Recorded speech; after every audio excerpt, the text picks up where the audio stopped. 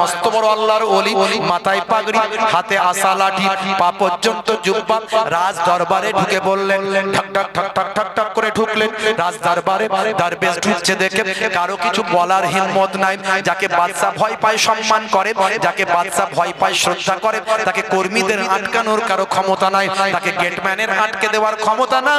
হে তরুণ যুবকেরা, যে কোনো সময় রাজ দরবারে তিনি চলে আসতেন, আর যদি কোনো উল্টো পাল্টা কাজ দেখতেন তিনি সেই সময় আল্লাহর কোরআন নবীর হাদিস দিয়ে তাদের বকাবকি করতেন।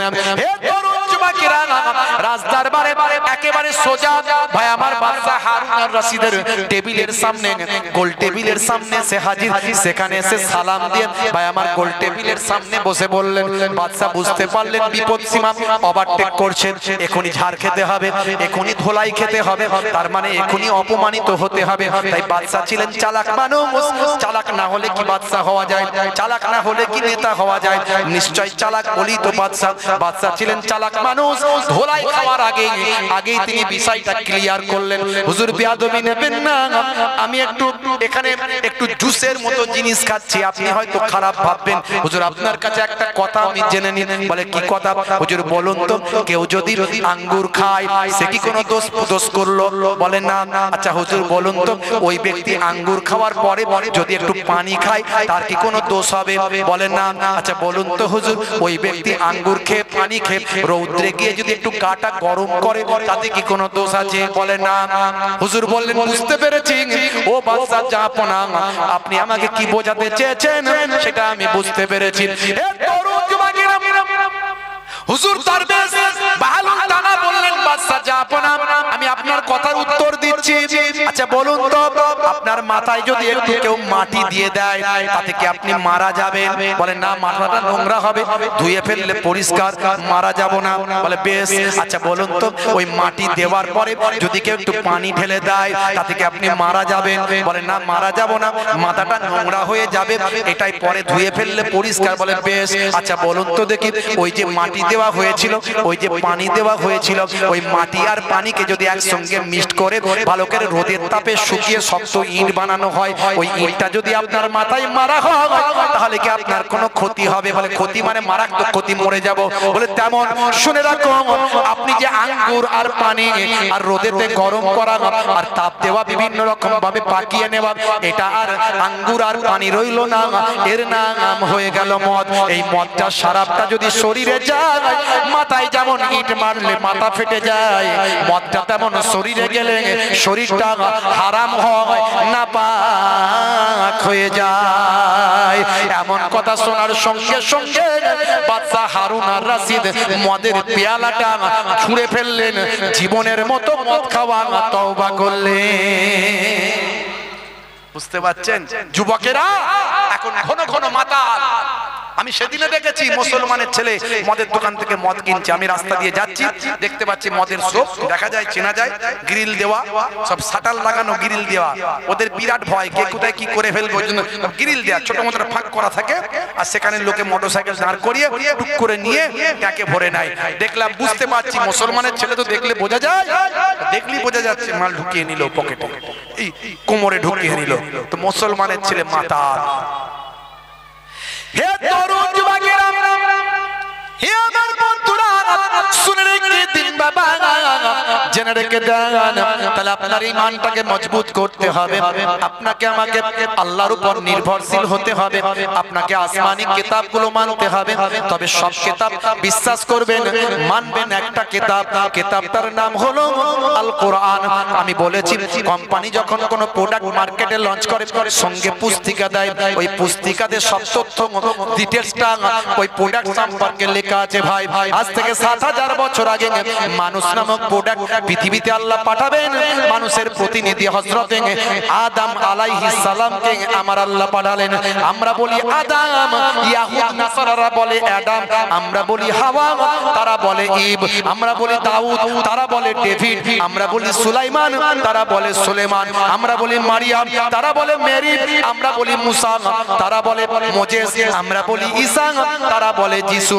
নামগুলো পাল্টেছে, ব্যক্তিগুলো একই আছে, এর দ্বারাই বোঝা যায় আমার আল্লাহ কোরআন মাজিদে যে তাওরাত জাবুর ইনজিলের কথা বলেছেন, আসমানি কিতাবগুলোর কথা বলেছেন, বর্তমান ইয়াহুদ নাসারাদের ওই পুস্তক থেকে সেগুলো সব মিলে যায়।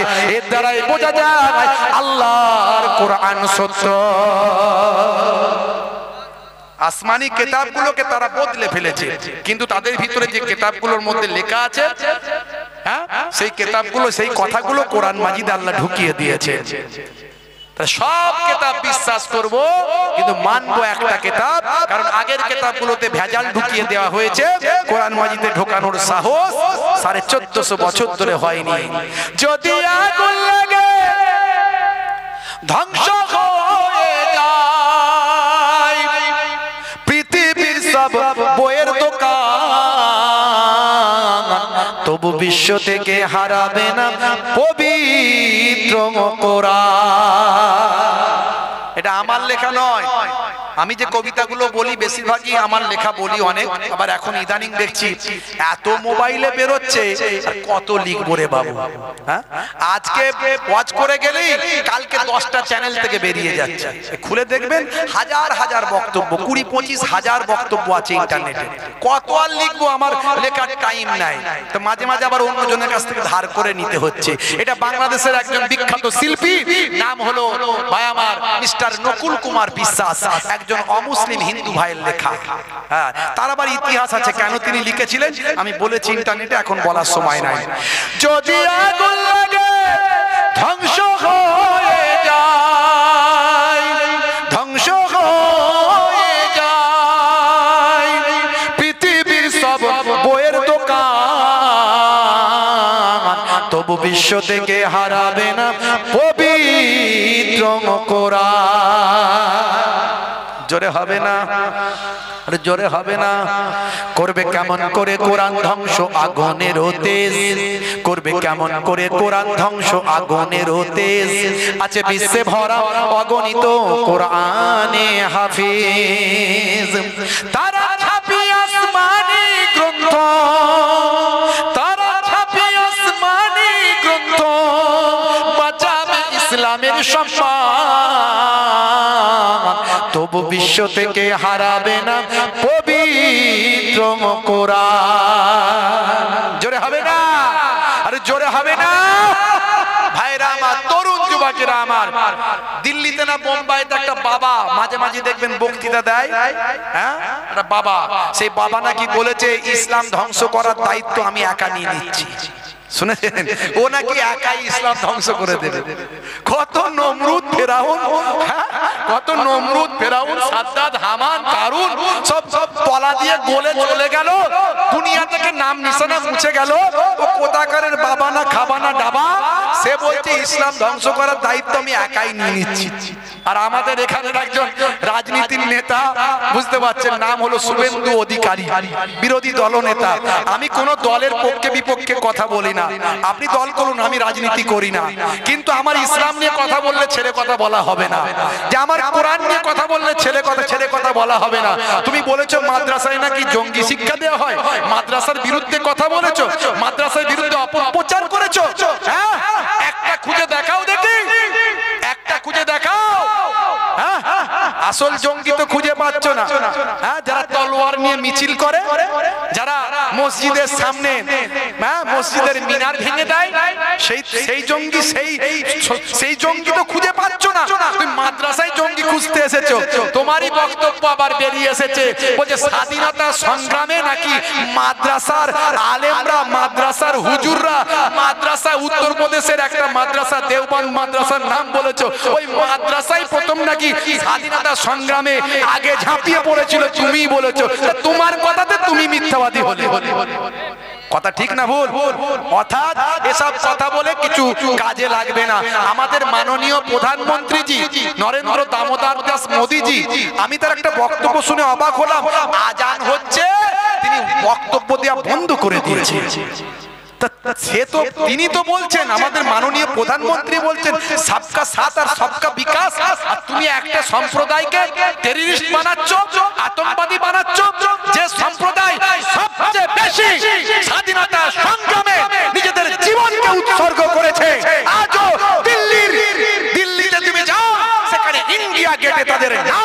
খোদাই করা আছে। আমি মোহেবুল্লাহ হুসাইনি আমি নিজে গিয়ে দেখে এসেছি, সেখানে গিয়ে ৯৫,০০০ কম বেশি স্বাধীনতা সংগ্রামীর নাম খোদাই করে লেখা আছে, তার মধ্যে ৬৫,০০০ কম বেশি মুসলমানের নাম আছে। হিন্দু আর মুসলিম মোরা দুই সহোদর ভাই, এক বৃন্তে দুটি কুসুম এক ভারতে ঠাই। মুসলমানের বাড়িতে যদি আগুন লাগে হিন্দু ভাইয়ের বাড়িতে ধোঁয়াটা যায়, হিন্দু ভাইয়ের বাড়িতে যদি আগুন লাগে মুসলমানের বাড়িতে ধোঁয়াটা আসে। আজও আমরা মুসলমান হিন্দু মিলেমিশে খাই, মিলেমিশে খেলতে যাই, মিলেমিশে চাকরি করি ভাই। আমি যেখানে থাকি সেখানেও অনেক হিন্দু ভাইরা থাকে, তারা জানে আমরা যেভাবে কথা বলি, আমরা দেশ প্রেমের কথা বলি, শান্তি সম্প্রীতির কথা বলি, ভ্রাতৃত্বের কথা বলি। আজও কত নেতারা আছেন তারা ভালো ভালো কথা বলেন।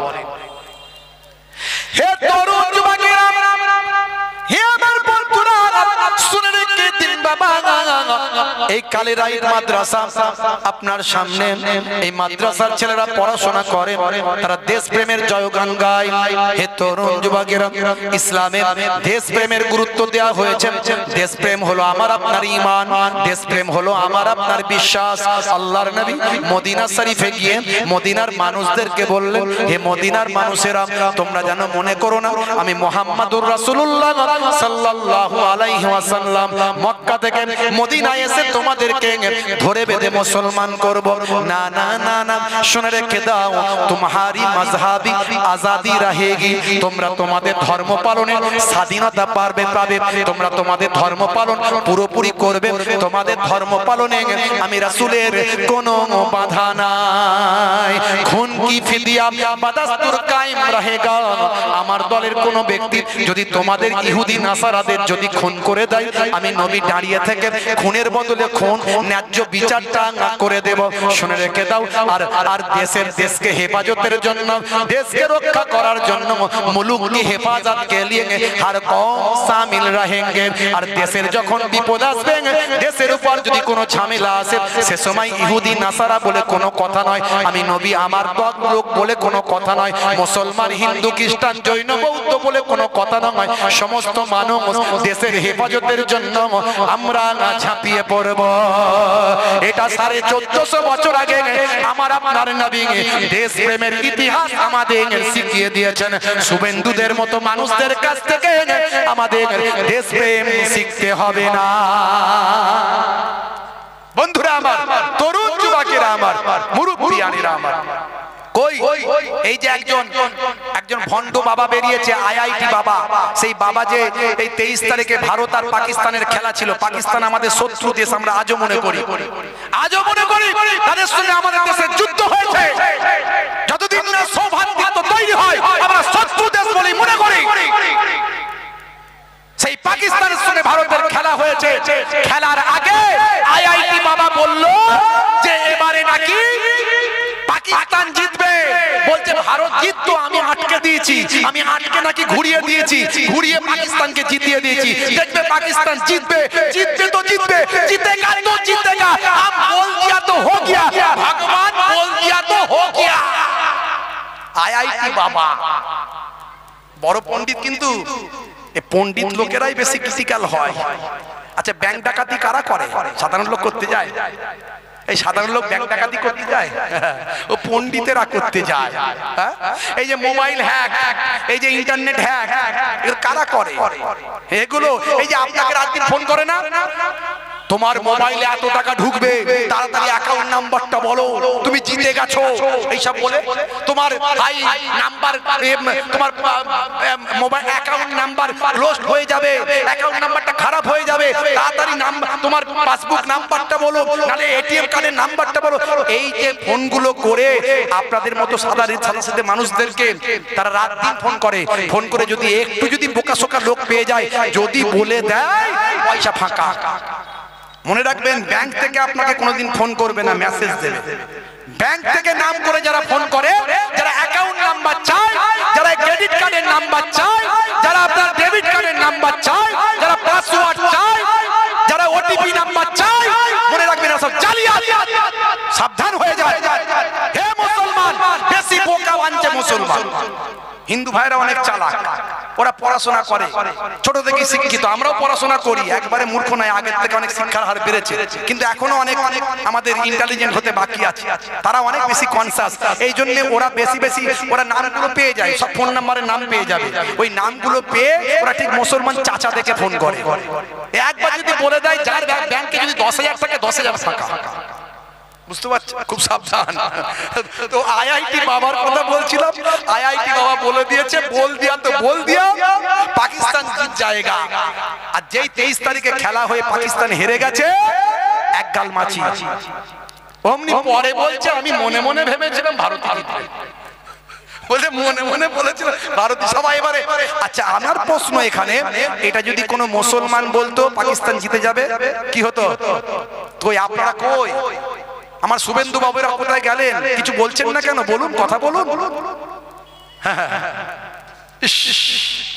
আপনারা এখনো মুসলমান ভাইদেরকে চিনলেন না। কিছু মানুষ, আমার হিন্দু ভাইরা ভালো, আমার হিন্দু ভাইরা ভালো। আমার বক্তব্য, আমার কোন বক্তব্য কোন হিন্দু ভাইদের বিরুদ্ধে কখনো আমি রাখি না। আমার হিন্দু ভাইদেরকে আমি বুকে রাখি, তারা আমাদের ভাই, তারা স্বাধীনতা সংগ্রামে আমাদের সঙ্গে একসঙ্গে লড়াই করেছি, তাদেরকে নিয়ে আমরা, তারা আমাদের বড় ভাই, আমরা ছোট ভাই, তারা সংখ্যায় বেশি, আমরা কম, বুঝতে পারছেন? কিন্তু এক শ্রেণীর মানুষ, তারা রাজনীতি করে মুসলমান, হিন্দু, খ্রিস্টান, জৈন, বৌদ্ধ দানাদানি হানাহানি সবসময় লাগিয়ে রেখেছে। এদের থেকে সাবধান হতে হবে।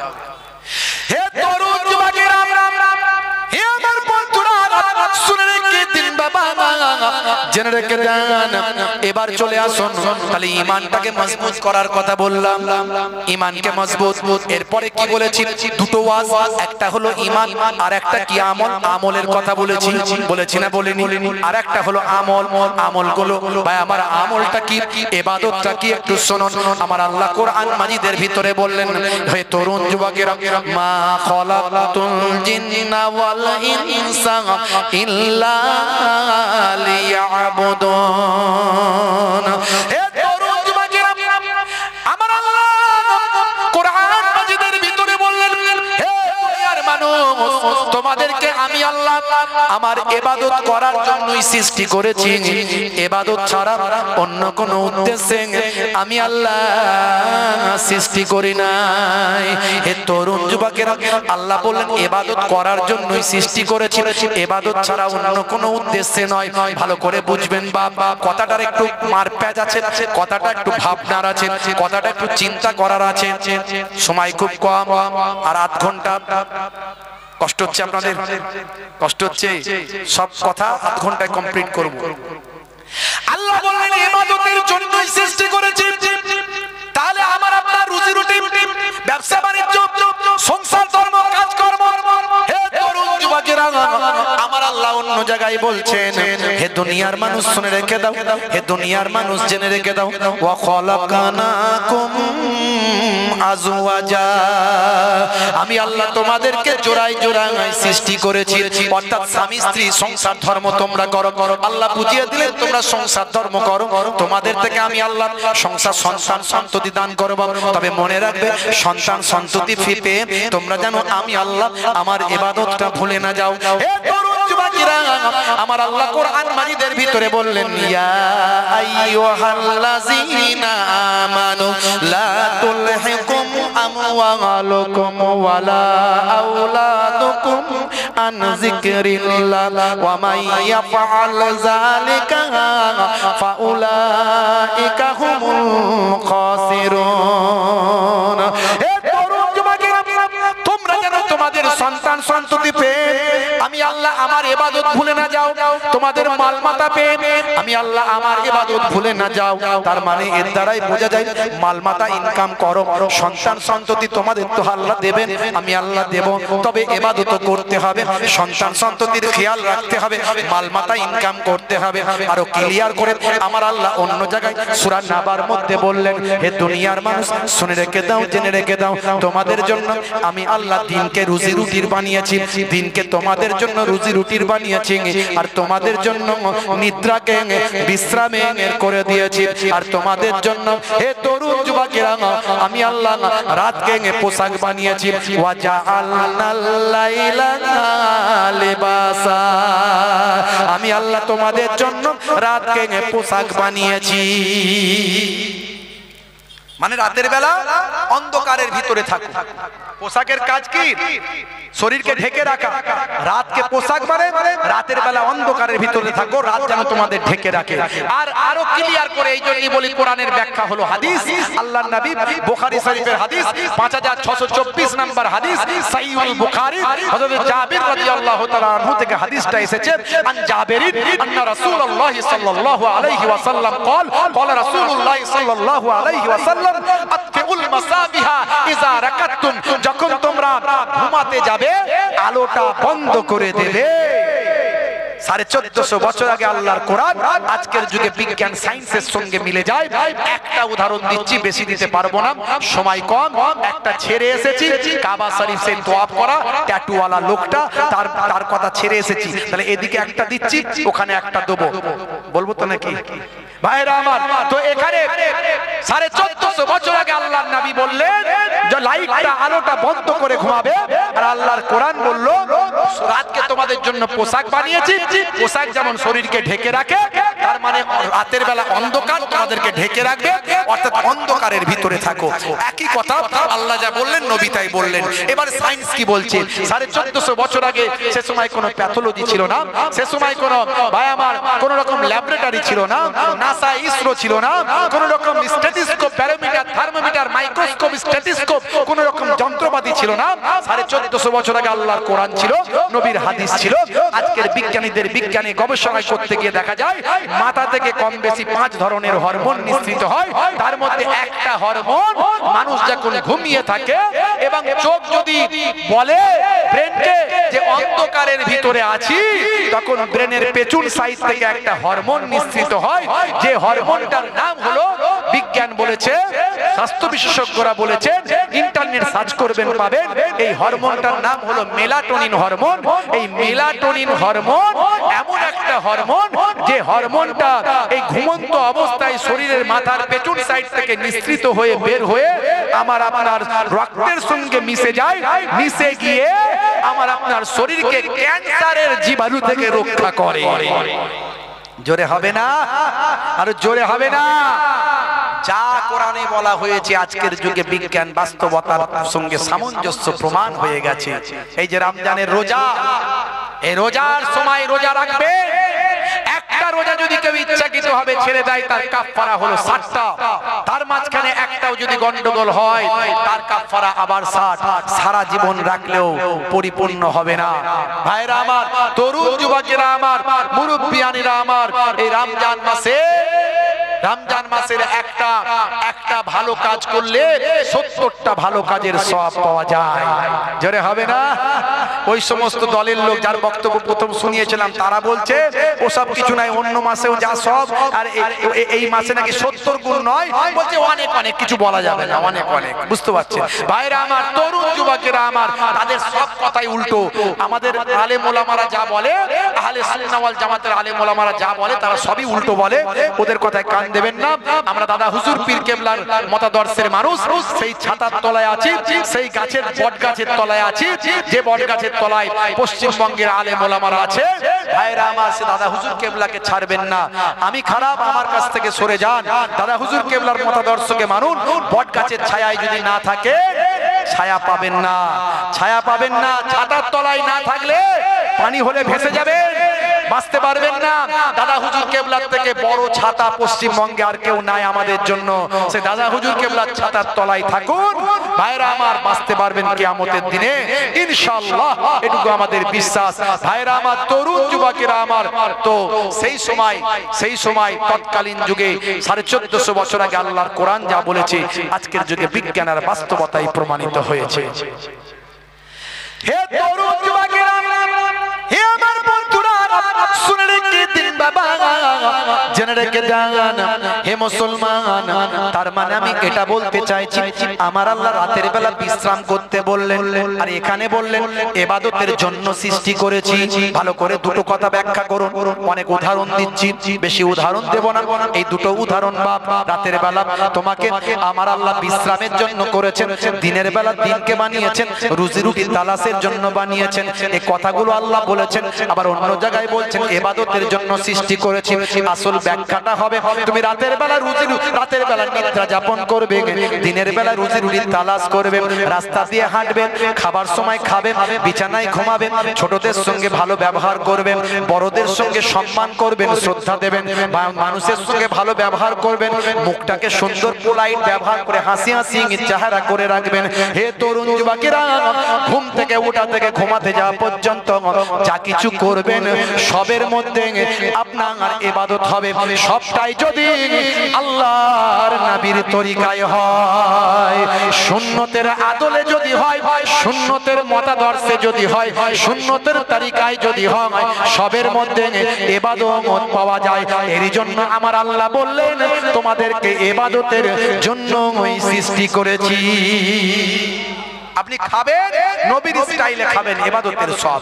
ঘুমাবেন ডান দিকে কাত হয়ে ঘুমাবেন, নবী বলেছেন তাই ঘুমাচ্ছি, ইবাদতের সব। পায়ের পোশাকটা পুরুষদের পায়ের গিরার নিচে যেন না যায়, মা আসফালা মিনাল কাবাইনি মিনাল ইজারে ফিন নার, যদি ইচ্ছাকৃতভাবে যায় ওই অংশটা জাহান্নামের আগুনে জ্বলবে। ভাই এই নবী বলেছেন তাই করছি, সুন্নতের সব। এইভাবে চলবেন। ছোট ছোট বাচ্চাদের, বাচ্চা পেলে বাচ্চাদের একটু ভালোবাসবেন, আদর করবেন, বাচ্চাদেরকে ভালোবাসবেন। অনেকে বাচ্চাদের একটু কান্নাকাটি হইচই সহ্য করে না। মসজিদে গেলে বাচ্চারা গেলে একটু হইচই করছে, রেগে গিয়ে বকে বাকে তাকে ঘর পাঠিয়ে দিচ্ছে, ওই ছেলেটা আর মসজিদে আসবে না। তাই বাচ্চাদেরকে বকাবকি করবেন না। আজকে যে মসজিদে ডিস্টার্ব করছে, কালকে সে একদিন পাক্কা নামাজি হয়ে যাবে, আর পরশুদিন বাপ মরে গেলে কবরের ধারে গিয়ে জিয়ারত করবে। কথা ঠিক না ভুল বলে? মুসলমানের ছেলে এখন তো মোবাইলে free fire, PUBG, online game. আপনি মসজিদে যদি না যান, ওই রাত দিন শুধু চালিয়ে যাচ্ছে, গুলি তার শেষ হয়নি।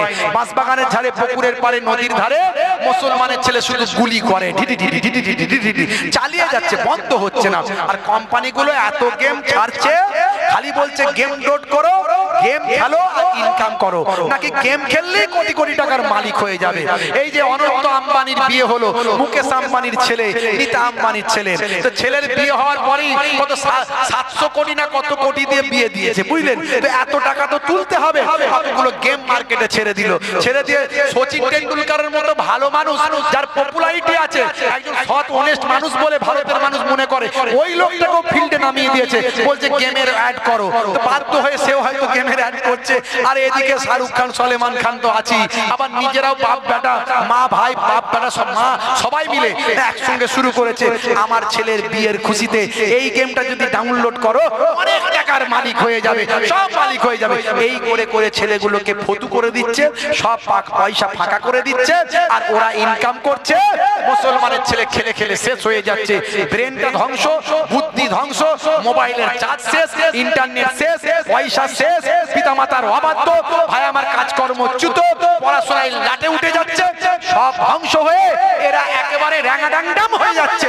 মুসলমানের ছেলে মনে রাখো, গেম খেলা হারাম, হারাম, হারাম।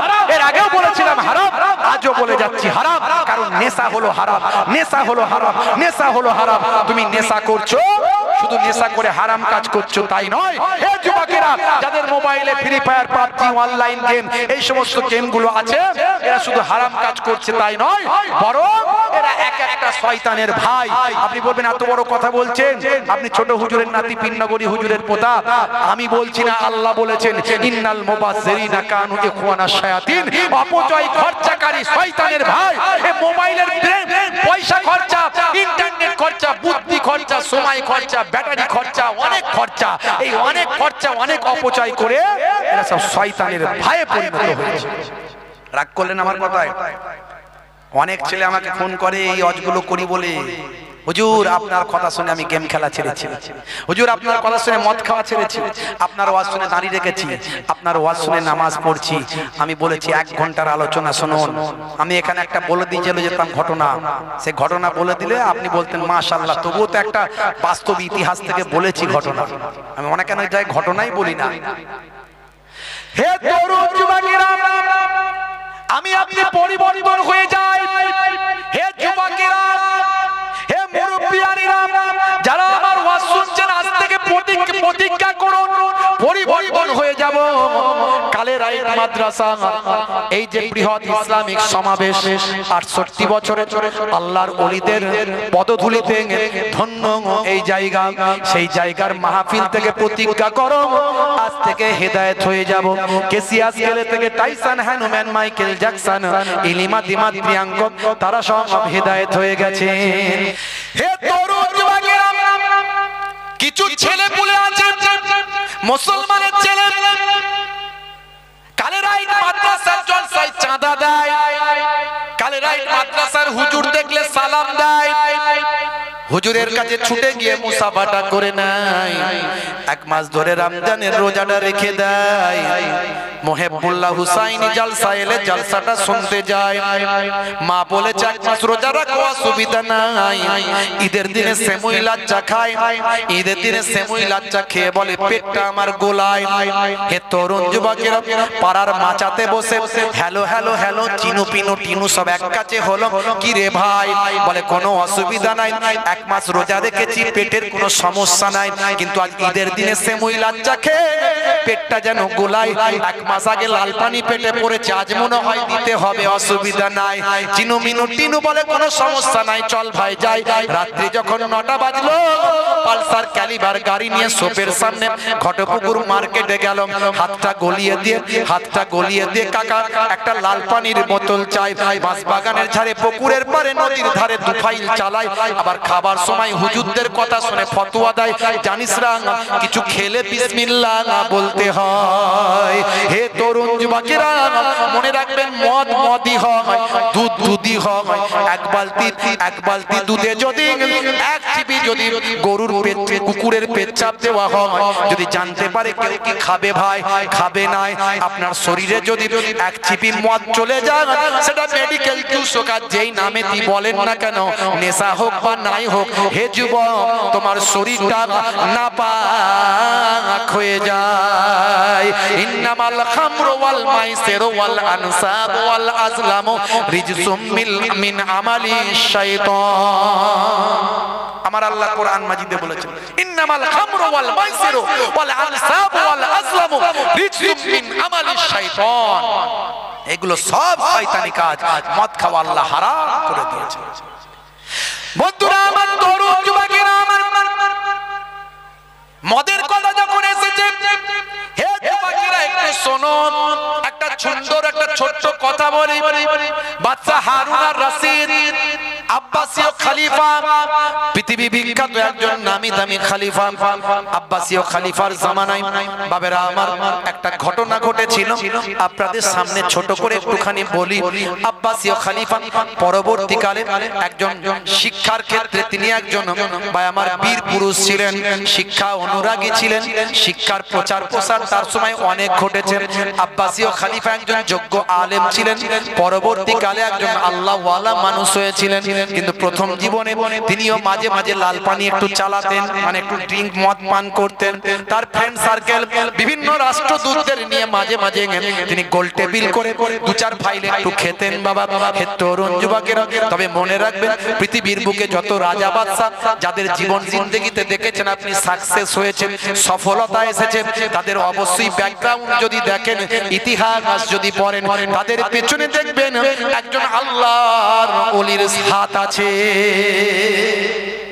আব্বাসীয় বাদশা হারুন আর রশিদের পেছনে একজন আল্লাহর ওলির হাত ছিল। তিনি কে?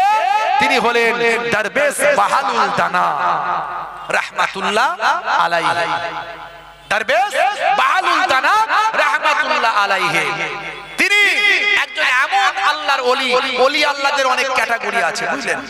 ওলি আল্লাহদের অনেক ক্যাটাগরি আছে। এমন কিছু ওলি আল্লাহ আছেন যারা দুনিয়ার কোনো লোভ মোহ তাদেরকে গ্রাস করতে পারে না, এটা এক ধরনের আল্লাহর ওলি। আমার দাদাজান মায়াপুর পীরনগরী হুজুরকে যারা দেখেছেন তারা জানেন, তিনি নবিয়ানা জীবন জিন্দেগি পালন করতেন। ছোট্টবেলায় 6 বছর বয়সে বাপকে হারিয়েছেন, 2.5 বছরে ভাই আমার এই ছোট্টবেলায় ভাই আমার 21 দিনে মাকে হারিয়েছেন, 21 দিনে মাকে হারিয়েছেন, 2.5 বছরে পিতা হারিয়েছেন। বুঝতে পারছেন? সব দাদাজানের পূর্বপুরুষ সব পরিসন্ধ্যা, আপনার নাম শুনবেন হয়তো অনেকেই, সেখানে অনেক দরবার টরবার আছে, অনেক কিছু আছে, সেখানে আল্লাহর ওলিদের আগমন ঘটেছিল সব কেরমান থেকে। তো ওইখান থেকে দাদাজানের আব্বাজান চলে এসেছিলেন এখানে পীর মুরিদি ওয়াজ নাসিহাত, এবং একটা আমাদের হরিণখোলার পাশাপাশি একটা ছাত্রা হাই স্কুল, এখানে হেড মাওলানা হিসাবে নিযুক্ত হয়েছিলেন, পীর মুরিদি ওয়াজ নাসিহাত করতেন, এখানে ঘরবাড়ি করেছিলেন, আর এই পাশাপাশি বিবাহ করেছিলেন। তো আমার দাদাজানের যখন জন্ম হয়েছিল 21 দিনে মা, 2.5 বছরে আব্বাজান, যাকে মায়াপুর পীরনগরী হুজুর বলে সবাই চেনে, মস্ত বড় আল্লাহর ওলি ছিলেন। ছোট্টবেলায় যখন তিনি তার আত্মীয়দের কাছে ফিরে গিয়েছিলেন, সেই বয়স থেকে তিনি জঙ্গলে গিয়ে ইবাদত করতেন।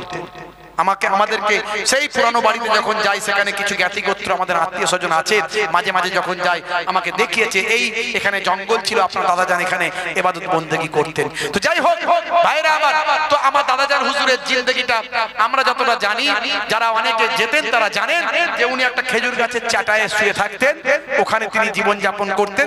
কেউ পয়সা দিলে পয়সা ফেরত দিয়ে দিতেন, পয়সা নিতেন না, ফু দিয়ে ঘুরিয়ে দিতেন।